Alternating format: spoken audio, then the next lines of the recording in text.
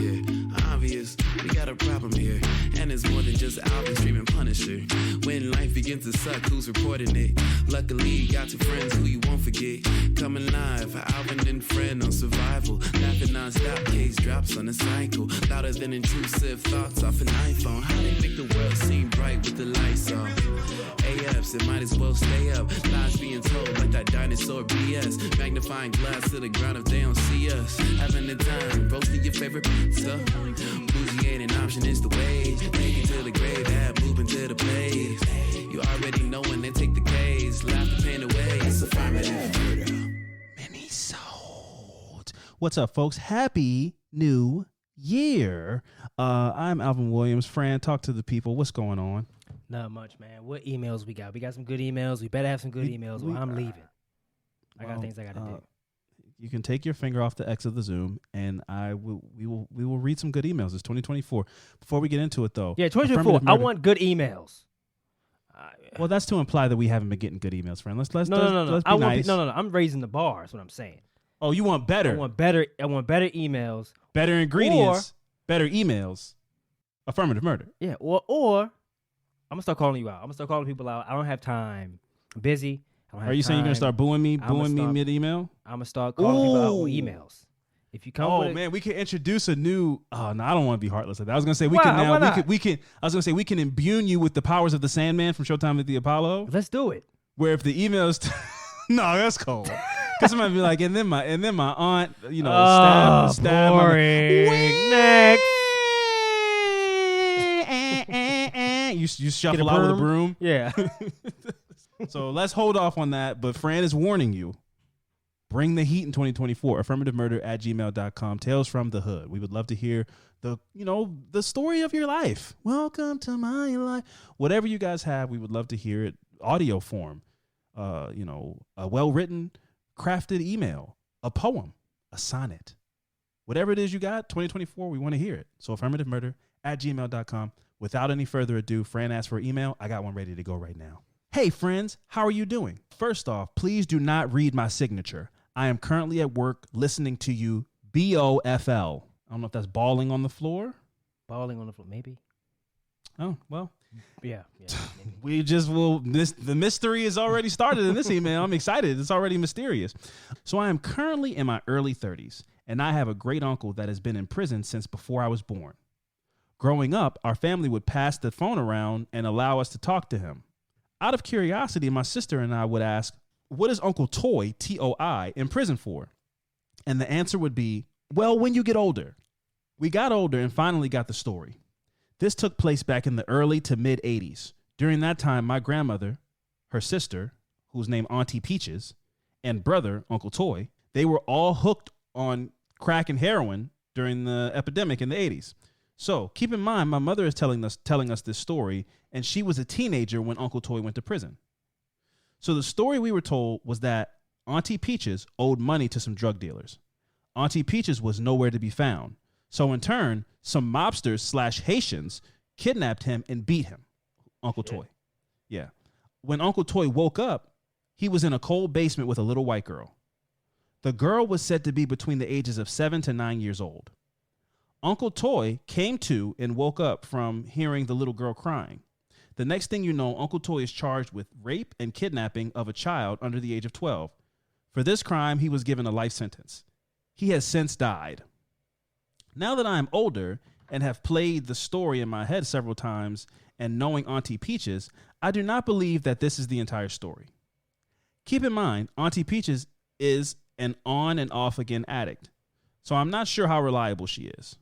She is actually the only person in the family that was around during that time for us to get the story from.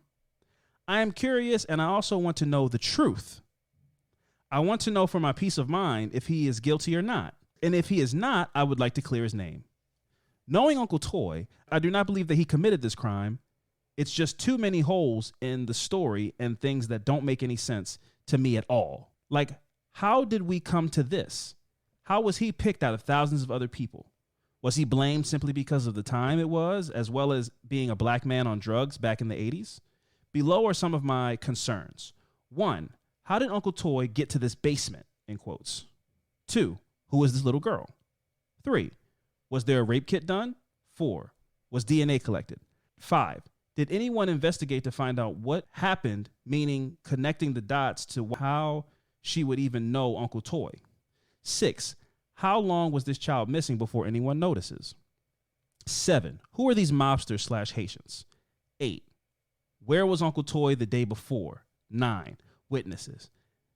Thank you both for reading my email. Hope you have a very Merry Christmas or whatever it is you choose to celebrate. And I will not read their name any further. Now, the questions that you asked make me have questions as well. Okay, so your Uncle Toy is in prison. He does not have a case file? Like, you're asking questions that should be readily available to the public. So that's for one person. I would say you should try to find your uncle's case file. That is public record. You can file a FOIA request and you can get this information. 2, I understand that she's a child, so that information you're not going to be able to find that. A 12-year-old girl, you're not going to get her name. You're not going to be able to get any information on a minor. But if your uncle was arrested for raping a young girl, then all this information should be readily available. The arresting officer, all of this stuff should be available. I mean, it's not like we're talking about whether or not your uncle did something that is a rumor. He was in jail for it. Mm-hmm. So he was arrested and charged for it. So I don't really know how to answer it. I would say it sounds weird. What I read sounds like you're saying the Haitian mob not blackmailed, framed your uncle and put him in a basement with a little girl to make it look like he was a child molester. And that just feels like, why would they do that? Right. And is that what you read? Is that what you heard, Fran? Yeah, that's what I heard. Like, he just woke up in the basement next to a little girl? Yeah. And then the police showed up? Sound like if you owed them money for crack, why would they do that? So that's my thoughts. I'm not going to cast any judgment on your uncle because I don't know him. But your Aunt Peaches, I don't know her either. I don't really see what the grand scheme, what's the plan here? That seems like a very, I feel like the Haitian mob would just break somebody's knees. You get what I'm saying, friend? Like, if you owe me money, okay, so let's play it out. The Haitian mob, you owe them money, and every time you owe them money, they go through some kind of rigmarole and some complicated scenario where they frame you to look like you committed a crime. Yeah. This seems like it costs a lot of man hours. They have to kidnap a girl, so they risk getting caught in the process of setting up the foil. So I don't really see what do they get out of this? Like, oh yeah, look, they're across the street with binoculars watching your uncle get dragged out of the house of this basement and get arrested. I don't really know. I don't get it.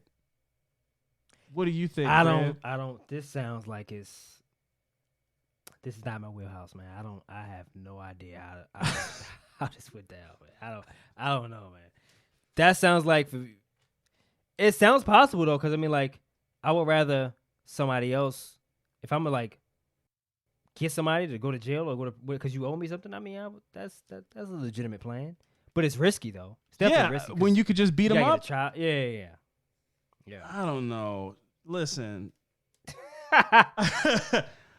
I don't want to say anything about your uncle that is mean or anything like that, but if I don't know if we can let him off the hook. Here's what I'll say. Let's take this person's uncle out of the equation, and you go, if somebody told me this story and you went, what's more likely, that this man is a child molester or that the Haitian mob framed him to be in a basement and make it look like he was a child molester? He's a child molester. Yeah. I'm not letting somebody off the hook that easy. He woke up and was like, how did like Saw, like the movie Saw, like, how did I get in this basement? What? Yeah. How do you get here? Who are you? Are you okay? Like, I don't know. And I don't mean so when did you get here? No, you knew she was Nah, I don't know if we can some questions need to be yeah, and I don't have that. It's the way that the email was framed was almost like, what do you guys think? And it's like, I don't know. I wish you would send me me the information. What do you think? What do you let's say your family member. Hey person, what are your thoughts? What are your thoughts first? Yeah, you tell and then we'll tell you. We'll follow up. Yeah, so you send us a follow-up with your thoughts, and then we'll follow up again. But you go first. Yeah, because depending on what you say is how I know how to respond. Yeah, I'm going to let you go first, because I know you love your uncle. I'm sure you guys talk on the phone and stuff when he was here on this plane of existence, and I appreciate that, and I don't want to disrespect anybody's family members. For sure. But the frame job Haitian mob thing is like it's giving like the one-armed man. Like, it's very, I don't know. It's a hard. I'm not being. So what is the Haitian mob? What are they notorious for? I've never even heard of the Haitian mob. I've heard of Haitians. I've heard of Haitians. I know that the Zoes are very big out there in Florida. I know that, the Zoes are very prevalent, but I didn't know they had like an organized mob situation. I mean, I guess, I don't know, a gang is a mob is a gang. Yeah. So, but I mean, like, what do they specialize in? What Haitian mob, what do you do? Like, what do you... They sell crack, apparently. Or they sold crack in the 80s. I don't know what they do now. They might be humanitarians. It's 2024. I'm feeling I'm disrespecting people's family. I'm disrespecting the Haitians. I don't want to disrespect anybody. I'm sure the Haitian mob in 2024 has plans to do great things in their community. But in the 80s, apparently they were framing people for being child molesters who owed them crack. That was an email and a half. Thank you to that person. I don't know. That was a crazy email. Sometimes listen, I know we go like, hey, tell us all your family goss. This you might have did TMI. This might have been TMI. What if that's their thing though? They go around and framing people for being job molesters. That's the Haitian mob. Is like they're like, oh, we don't chop people's heads off. We go around framing people for being job molesters. You owe us $300 because that's how Haitian people. You owe us $300. So we have now locked you in this bank vault and made it look like you stole $1 million from this bank. Yeah. Now you will go to prison for 30 years. It's like, all because I owe you money for drugs? Like, yes, mon chéri. It's like, what type of shit is this? This is crazy. I've never heard of this before. This is so intricate. I would have just got you the money. Yeah, this sounds complicated. You just give me another 2 weeks, I'd have got you the money. First of all, I'm not even going to jail. I'm just going to be put on the sex registry. Like, being a child. What was it supposed to solve? No, it's like, hey, man, sorry, I know I lost that bet. I'm going to get you that money for that horse race. Like, it's too late now. We have burned down several gas stations in the city and put your fingerprints on all the scenes. Now you will be arrested for arson. It's like, bro, it's $600. I'm going to get it to you. It's too late now. Now you go to prison. Haitian mob. Shout out to the Haitian. Shout out to, listen, ça passe. Shout out to all the Zoes out there. I don't want anything to be misconstrued as disrespect. I think you guys are great, and you guys stand on business, I'm sure. So I don't want any problems or issues. I'm just reading the emails that are put in front of my face. Where my Zoes at? Anyway. Affirmative Murder is brought to you by BetterHelp. I want you guys to think to yourselves, what are some things that you want to take into 2024 that you are absolutely nailing? You see, around this time of year, when NYE is on the approach, people start throwing around words like resolution and change and new year, new me. But the amazing thing about therapy is they help you find your strengths so you can ditch all those crazy, unattainable resolutions and make changes that really stick. Maybe you've been waking up at 5 o'clock in the morning every morning to go for a brisk walk. And in 2024, you want to kick things up to a gym visit. Maybe you've been calling your friends once a month to check in and stay in touch, even though life is so crazy. But in 2024, you're hoping to jump into some IRL, real life visitations. For me, therapy has taught me one important thing, which is accountability. There are relationships in my life that I kind of waved off as being a victim to time and evolution and growth, when in reality, I just needed to put forth a little bit more effort. And through accountability, I was able to recognize those kind of things and make adjustments where I can. Nobody's perfect. I haven't nailed it, but I'm doing better. So if you've got some things about yourself you want to take from good to great, and you're thinking of starting therapy, give BetterHelp a try. It's entirely online and designed to be convenient, flexible, and suited to your schedule. Just fill out a brief questionnaire and get matched with a licensed therapist, and switch therapists anytime for no additional charge. Celebrate the progress you've already made. Visit BetterHelp.com/AMP today to get 10% off your first month. That's BetterHelp.com/A, M as in Martha, Kent, Superman's mom, P, for 10% off your first month.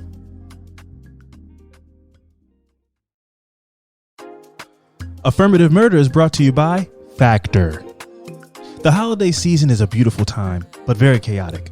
And if you're looking for nutritious, convenient meals to keep that energy at its peak for all the stressful running around that is in your very near future, then you should try Factor, America's #1 ready-to-eat meal delivery service. Factor can help you fuel up fast for breakfast, lunch, and dinner with chef-prepared, dietitian-approved, ready-to-eat meals delivered straight to your door. You're going to save time, you're going to eat well, and you're going to stay on track with all your healthy lifestyle choices while also taking care of your holiday to-do list.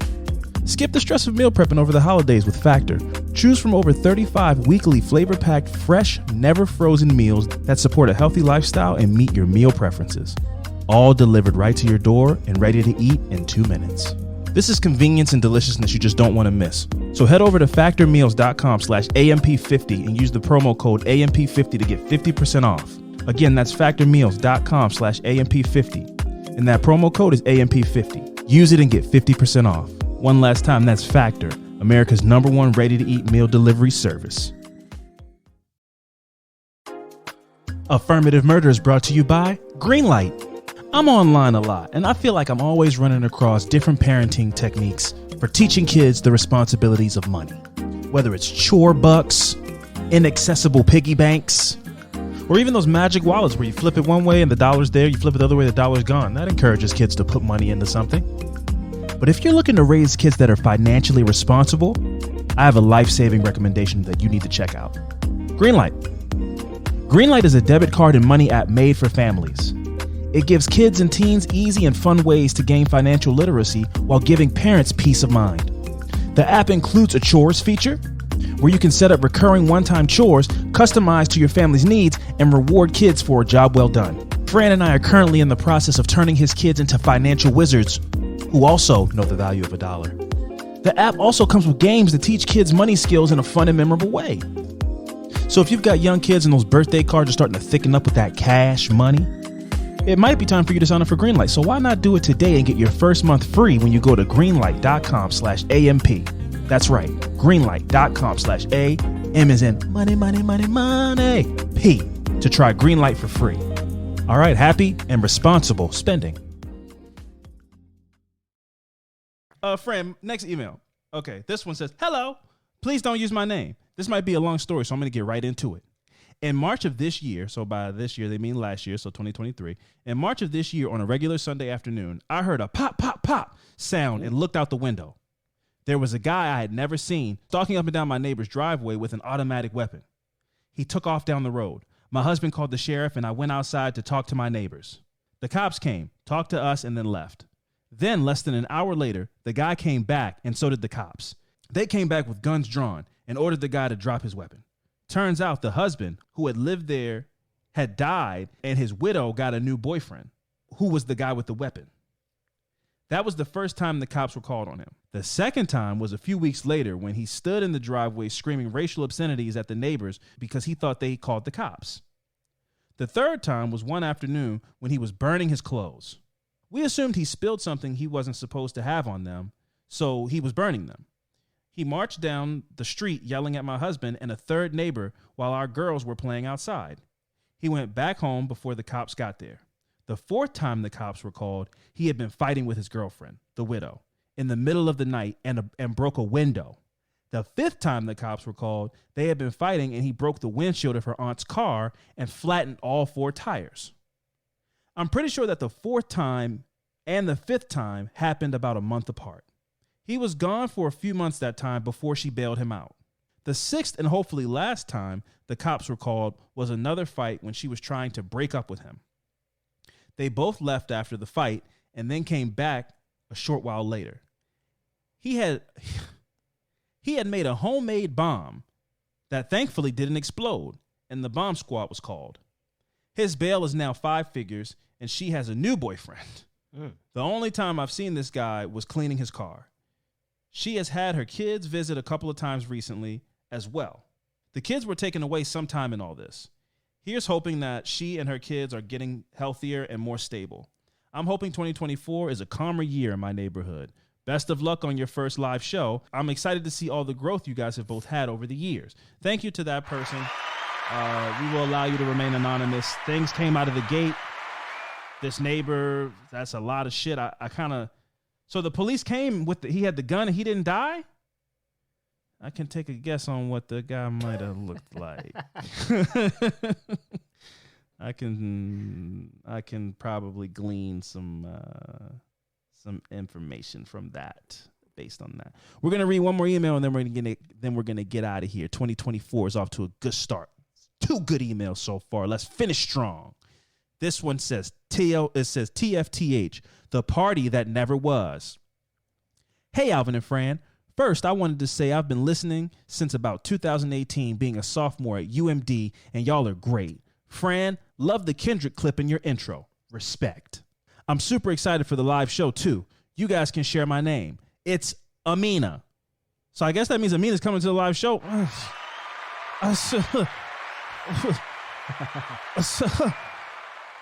Shout out to Amina being the first emailer, also one of the first live show attendees. She doubled up on him. Okay, so this is the story of the party that never was. Laughed my ass off. So I moved to Maryland from Connecticut. Yes, there are black people before anyone asks. I guess in Connecticut. In Connecticut, I do think very... I got a friend from Connecticut. Never thought there was no black people there. Fair point. Yeah. How dare you be so presumptuous, Amina? I've been to my fair share of parties. You know the ones in some random warehouse and it's like a bunch of 18-year-olds in skinny jeans and glasses with just the frames, no lenses? Oh, yeah, man. LOL. Yeah. Take it back. Yeah, take it back. Why don't we, huh? And this is when dudes were wearing denim vests. They cut the sleeves off the denim jacket. The polo, right? But the polo popped the collar up? Oh, yeah. Uh-huh. Okay. Yeah. No, Fran had multiple pairs of colorful skinny jeans. Yeah, I had some frameless glasses too. He did. I was in that style. You might have wrapped you wrapped some tape around the nose too, I huh? did.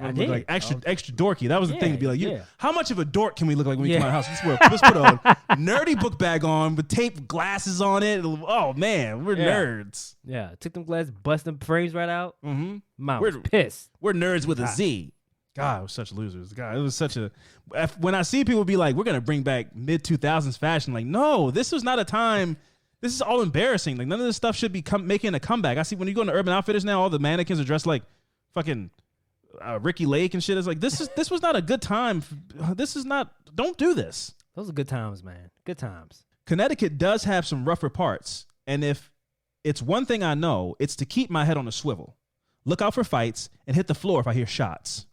Coming to Maryland for school, I didn't know much about the state, to be honest, but I definitely intended to learn more and take full advantage of my time here. So it's Halloween 2017, and we're looking for something to do. I just met these girls in my dorm, and now we're the Black Girl Trio. Fun fact, we're still best friends to this day. We see the party flyer on Instagram, Homecoming Warehouse Edition. What year was this? 2017. 2017. Warehouse party. First motherfucking red flag. Oh my God. What kind of party? Be so fucking for real, LOL. But something told us we only live once. So I'm like, okay, y'all, let's get to planning. That's a terrible way to live your life, but continue. Yeah, man. YOLO is not, that was a dumb time. Like that song really convinced people like, get a dumb tattoo. Go jump off a bridge. YOLO. Did the flyer say warehouse on it? It said Homecoming Warehouse Edition, which means this party's going to be in a warehouse. That's not an outhouse, a warehouse. Hella red flags. So they're planning the party, and I mean it's serious. I'm scheduling in extra study time during the week so I can go up like Cardi on the weekend. Now, this is the important part. The shuttles were leaving around 9:30. Ladies were free before 11. Baltimore is all of 30. It was a warehouse in Baltimore. Oh, God. Warehouse, red flag number 2. Baltimore is all of 30 to 45 minutes away at that time of night. Now, we also did wonder if we should be out Baltimore, especially with our new and naive behinds. But very quickly, we said, screw it. We're going. We'll do the buddy system and keep it pushing. Laugh my ass off. Something about that college air, child. Yeah, I guess it is. Got you guys feeling like superhumans. Yeah. We started ordering outfits and everything. The night comes and we're hyped. We get to the shuttle stop, like these motherfuckers was really in their party planning bag. Bus drivers, it's mad folks waiting for the bus shuttles. We get on the bus and head to Baltimore. The ride was uneventful, just a bunch of kids ready to turn up. We step off the bus like we was walking into the NBA championship game. You couldn't tell us nothing. All right now, so I'm scoping the scenery out. The building is like off in the cut of some abandoned ass street. At first I'm like, this is kind of cruddy to be honest. And then she put a photo of herself as the Summer Walker standing there awkwardly.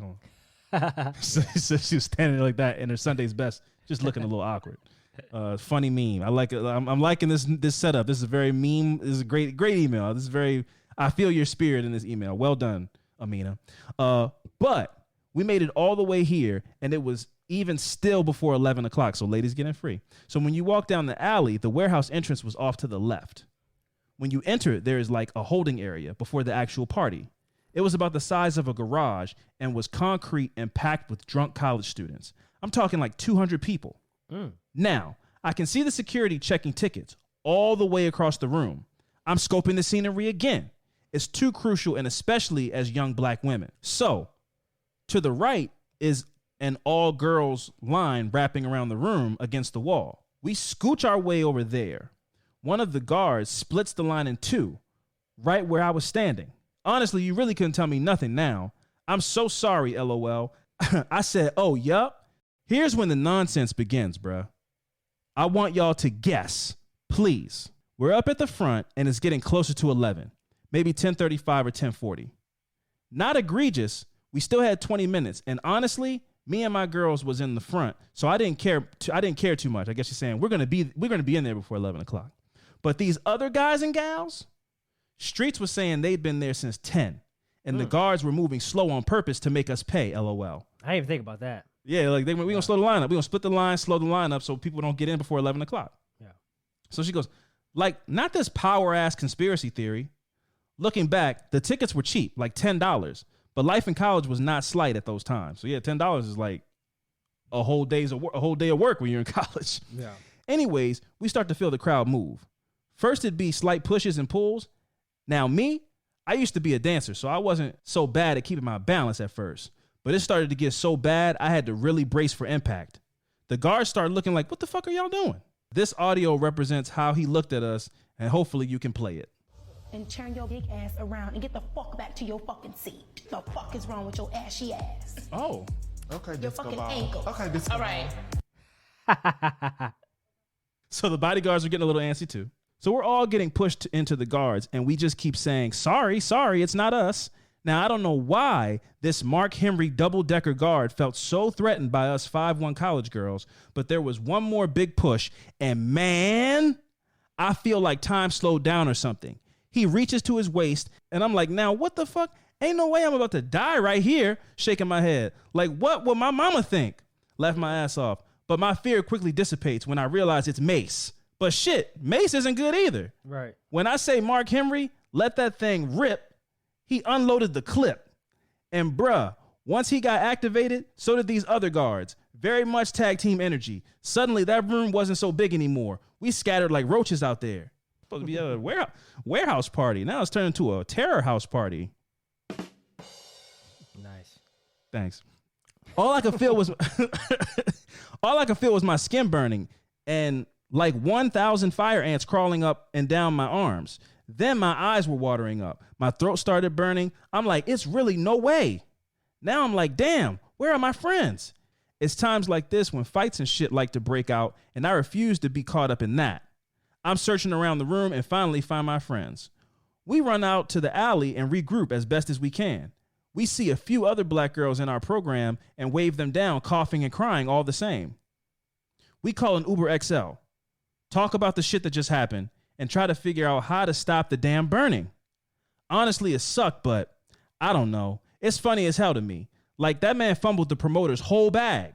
When we got back to the dorm, skin feeling fried, died, and laid to the damn side, we all tried to take showers.